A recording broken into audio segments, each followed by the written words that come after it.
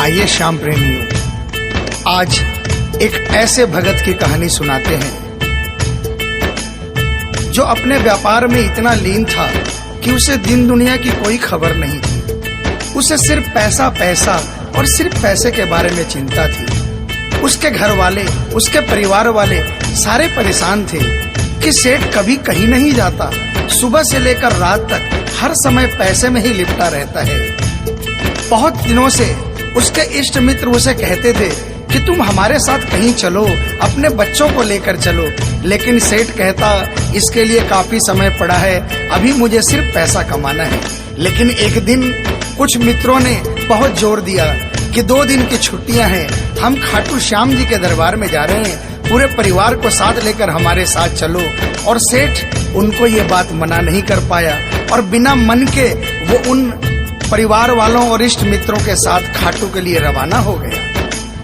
रास्ते भर वो अपने व्यापार की बातें करता रहा।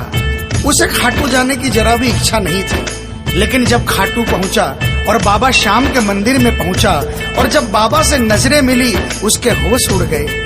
सेठ के परिवार वाले सारे दर्शन करके बाहर आ गए। वो सिर्फ 1 मिनट के लिए मंदिर में आया, लेकिन घंटों तक बाबा के दरबार में खड़ा रह गया। उसको होश नहीं रहा और वो बाबा की तरफ देखकर आंखें बंद करके आंसुओं की धार बहती रही और वो बाबा से मन ही मन बातें करता रहा। जब परिवार वालों ने उसे कहा कि अब चलना है, तो सेठ ने बाबा से कहा, प्रभु मुझे अब हर महीने 11 को अपने दरबार में बुलाओ। और ये कह करके वो बाबा के दरबार से वापस अपने घर को आ गया। 15 दिन बाद 11 आई। सेठ बहुत से लोगों को लेकर अपने साथ बाबा के दरबार में गया। ऐसे हर 11 को वो खाटू जाने लगे। लेकिन एक दिन जैसे ही वो सुबह 11 को घर से निकलने लगा, मुनीम ने कहा, सेठ जी कहाँ जा रहे हो? सेठ ने कहा, अरे मुनीम तुझे पता नहीं, आज 11 है, मुझे खाटू धाम जाना है। मुनीम ने कहा, सेठ जी आपको पता नहीं, आज बाहर के कुछ व्यापारी आने वाले हैं, लाखों का सौदा होने वाला है और वो व्यापारी आज रात को वापस इंडिया के बाहर चले जाएंगे। आपके पास तो मौका है, आप 11 की जगह मावस को खाटू चले जाना। सेठ के मन में ये आया कि हाँ, इसमें क्या फर्क पड़ता है, आज यहाँ व्यापार कर लेता हूँ, सौदा कर लेता हूँ, मैं खाटू मावस को चला जाऊंगा। और सेठ उस दिन खाटू नहीं जा पाया। 11 निकल गई, मावस आई, मावस को फिर कोई व्यापारी आ गया। उसके बाद फिर पूर्णिमा आई, फिर कोई व्यापारी आ गया और इसी तरह सेठ व्यापार में फिर उलझ गया। एक दिन रात को सेठ सोया तो उसके नींदों में उसे ऐसा आभास हुआ कि उसे कोई आवाज आ रही है और उसने बड़े ध्यान से सुना। उसे लगा खाटू वाले श्याम बाबा उसे कह रहे हैं, वाह रे सेठ, मैंने तो सोचा था कि मेरे दरबार में कोई बहुत बड़ा भूला भटका भगत आया है, लेकिन मुझे क्या पता था कि कोई भगत नहीं, एक सौदागर आया है और मुझसे सौदा करके चला गया। आज तू अपने घर में, अपने व्यापार में खूब खुश है, तू वहीं पर खुश रहे। और ऐसा कहकर वो आवाज बंद हो गई। सेठ की आंखें खुली, उसके मन में ग्लानि हो गई। उसने सोचा कि मैं आज ही खाटू धाम जाऊंगा और वो जैसे ही खाटू के लिए निकला, रास्ते में एक्सीडेंट हो गया। सेठ की दोनों टांगे रह गई। अब सेठ अपने पैरों पर खड़ा नहीं हो पाया और उसके मन की मन में ही रह गई। सेठ बहुत तड़पता रहा। एक दिन सेठ अपने घर के दरवाजे पर बैठा, आंसू बहा रहा कि मेरा बुलावा क्यों नहीं आ रहा, मैंने इतनी बड़ी गलती करी, मुझे बाबा के दरबार से इतनी दूरी क्यों हो गई। इतने में उसके घर के सामने से एक डाकिया निकला। सेठ ने डाकिया को आवाज लगाई और कहा, ए डाकिया, तुम तो कलकत्ता, दिल्ली, बम्बई भक्तों का संदेशा लेकर जाते हो, लोगों के चिट्ठियां पहुंचाते हो। आज मेरी एक चिट्ठी, मेरा एक संदेशा मेरे खाटू वाले श्याम बाबा के दरबार में क्या पहुंचा दोगे? डाकिया ने कहा, सेठ मैं तो आजकल खाली रहता हूँ, जब से इंटरनेट का जमाना आया है लोग ईमेल पर ही चैटिंग कर लेते हैं, बताओ तुम्हारा क्या संदेशा है और कहाँ पहुँचाना है। और ऐसे डाकिया ने सेठ से कहा और सेठ ने डाकिया से कहा।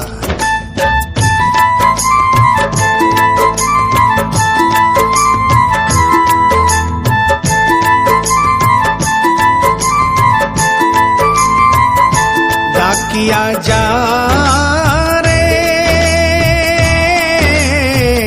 श्याम ने संदेशो दीजे, श्याम ने जाए तो कह दीजे, भगत थार दर्शन न तरसे। डाकिया डाकिया जा रे।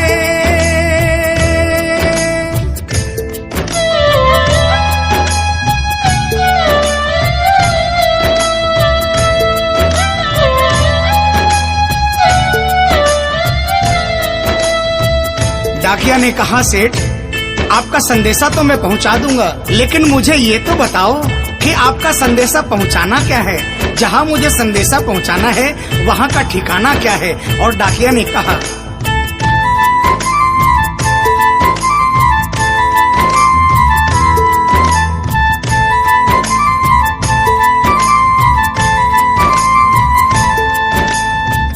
कौन से गांव थारो शाम बस्यो है, इतनो माने बता दे सेवक रे।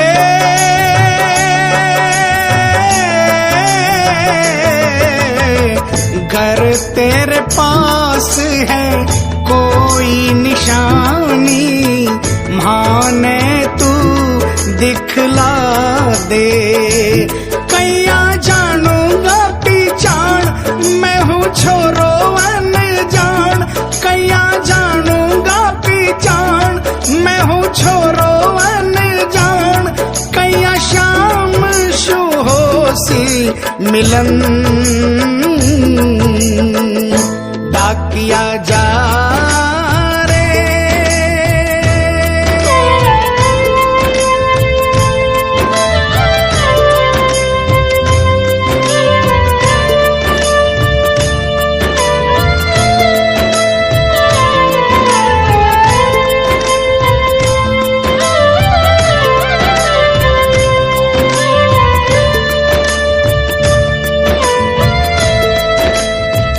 सेठ ने कहा, डाकिया मैं तुझे जिस जगह का ठिकाना बता रहा हूँ वहाँ ऐसा दरबार है जहाँ जो एक बार जाता है वो वहीं का हो जाता है। उस दरबार की खासियत है जो वहाँ पर पहली बार जाता है उसके काम बन जाते हैं। सुन वहाँ का ठिकाना क्या है।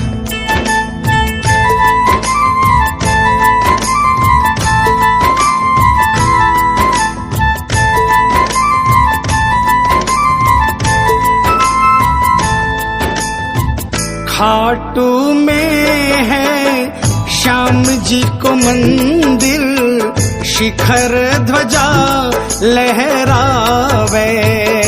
डाकिया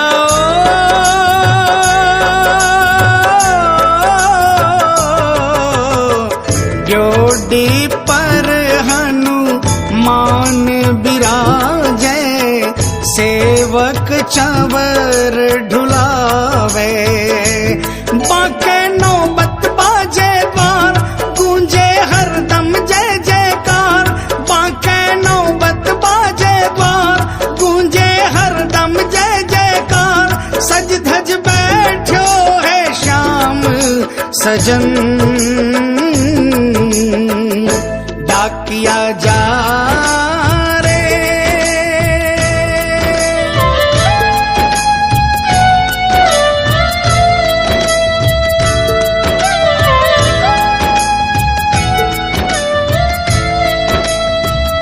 डाकिया सेठ जी के यहाँ से निकल जाता है और वो खाटू धाम के लिए प्रस्थान करता है।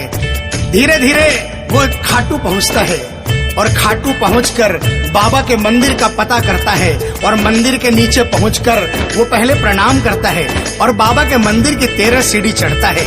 और वो बाबा के सामने पहुंचकर बाबा की तरफ नहीं देखता, पहले अपने झोले में से वो सेठ की चिट्ठी निकालता है और चिट्ठी निकाल के पढ़ने लगता है।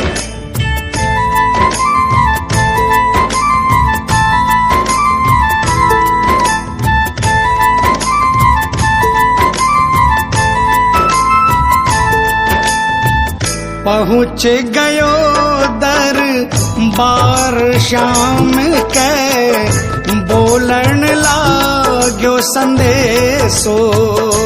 बाबा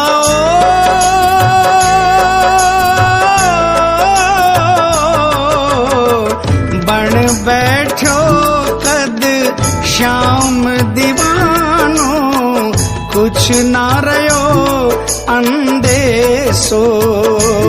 आखड़ ल्यासू बरसी धार, जैया सावन की फुहार।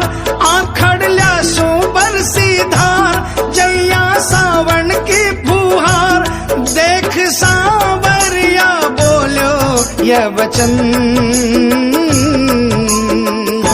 डाकिया जा रे।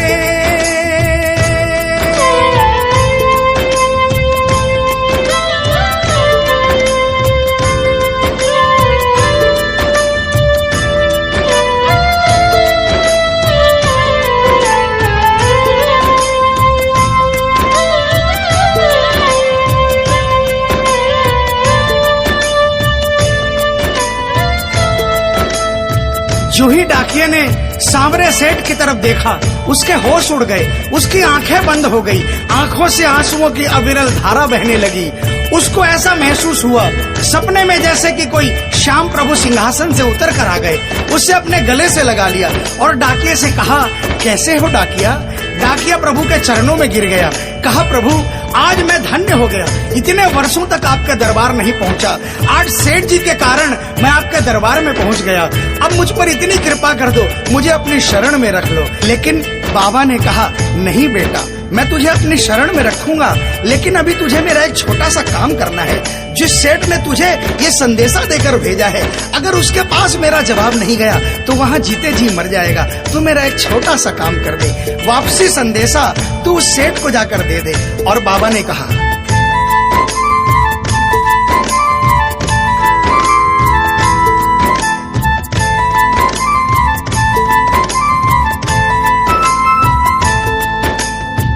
कह दीजिए तू जाए सेवक ने तेरो बुलावो आसी।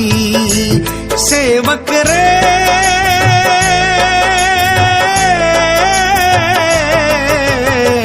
सबकी आस पुराऊं तो तू कैया रह पासी। तेरी सारी जानू बात पूरी करशू मन की आस, तेरी सारी जानू बात पूरी करशू मन की आस। पर बढ़ा मेरे कानी कदम डाकिया जा रे। संदेशो सेवक ने दीजे, सेवकिया राह तेरी निरखे। संदेशो सेवक ने दीजे, सेवकिया राह तेरी निरखे। सेवक संदेश न तरसे डाकिया जा रे।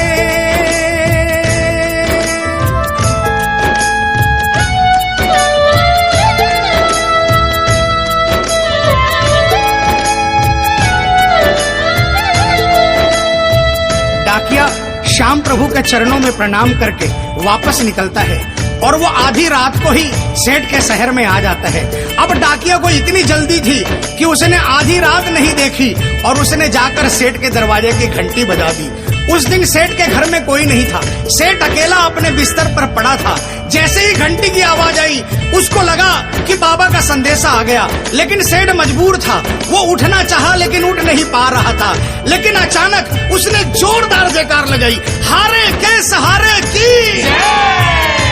और जैसे ही आवाज आई सेठ के घर में करिश्मा हो गया। सेठ अपने पांव पर खड़ा हो गया, दौड़ कर गया और उसने जाकर दरवाजा खोला। सामने देखा डाकिया खड़ा है। सेठ डाकिया के चरणों में गिर गया और कहने लगा, डाकिया जल्दी बताओ मेरे बाबा ने क्या संदेशा भिजवाया है। और डाकिया ने चिट्ठी निकाली और बाबा के भगत की चिट्ठी का संदेशा निकालकर सेठ के हाथों में थमा दिया। सेठ ने जैसे ही चिट्ठी देखी वो झूम झूम कर नाच नाच कर गाने लगा, आ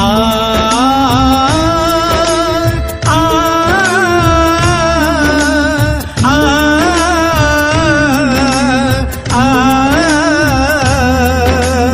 आ चिट्ठी आई है, चिट्ठी आई है, चिट्ठी आई है, चिट्ठी आई है, चिट्ठी आई है, खाटू से चिट्ठी आई है। बड़े दिनों के बाद मेरे श्याम धनी को आज, अरे बड़े दिनों के बाद मेरे श्याम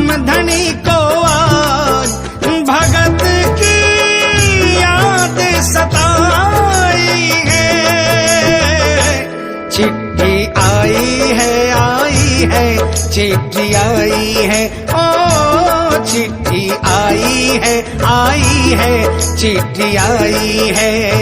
सेठ ने वो चिट्ठी वापस डाकिये को थमा दी और कहा, डाकिया आप तो स्वयं बाबा से मिलकर आए हो, इसलिए बाबा का संदेशा अपने मुखारबिंद से मुझे सुनाओ।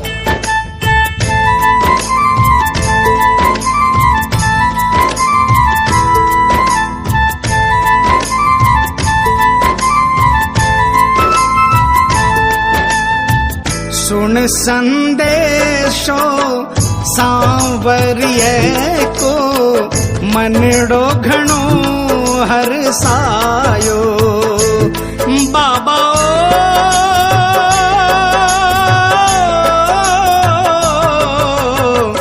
बंध गया पाँव में घूघरिया सा, मन को मोरियो गायो। म्हारो श्याम बड़ो दिलदार, हो जाओ लेवन ने तैयार। म्हारो श्याम बड़ो दिलदार, हो जाओ लेवन ने तैयार। महिमा गावे है कमल किशन, क्या किया जा। आप सभी श्याम प्रेमियों से जो कभी खाटू नहीं गए, जिन्होंने बाबा का नाम सुना है और जिन्होंने नहीं सुना, उन सबसे निवेदन, जो कभी खाटू नहीं गए वो एक बार हमारे बाबा श्याम के दरबार में पहुंचिए। ये वो दरबार है जहां हारे हुए को जीत मिलती है, जहां लोग हार कर आते हैं लेकिन हार कर वापस नहीं जाते, जहां हर हारे का सहारा होता है, चाहे कैसा भी कोई क्यों ना आता हो। बाबा श्याम हर आने वाले को गले लगाता है, उसको काम पूर्ण करता है और उसे खुशहाल करके अपने घर को भेजता है। बोल खाटू नरेश की, बोल हारे के सहारे की।